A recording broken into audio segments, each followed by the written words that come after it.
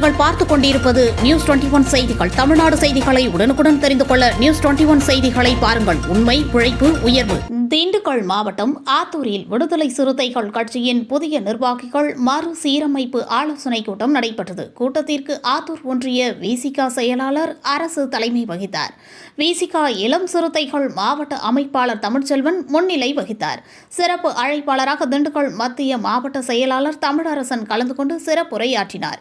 விசிக தலைமை பார்வையாளர்களாக தமிழ்வாணன், கனி மனோகரன், வசந்தி ஆகியோர் கலந்து கொண்டு மறுசீரமைப்பு நிர்வாகிகள் தேர்வு குறித்து பேசினர். கூட்டத்தில் விசிக நிர்வாகிகள் சூரிய பிரகாஷ், ராஜசேகர், ரமேஷ், விஷால், சுதாகர் உள்ளிட்டோர் பலர் கலந்து கொண்டனர். மேலும் கூட்டத்தில் கலந்து கொண்ட பெண்களுக்கு இலவச சேலைகள் மற்றும் நலத்திட்ட உதவிகள் வழங்கப்பட்டது. கூட்டத்தில் 2026 சட்டப்பேரவை தேர்தலில் தீவிர தேர்தல் பணியாற்றுவது, ஆத்தூர் ஒன்றியத்தில் அனைத்து கிளைகளிலும் விசிக குடியேற்றுவது உள்ளிட்ட தீர்மானங்கள் நிறைவேற்றப்பட்டது.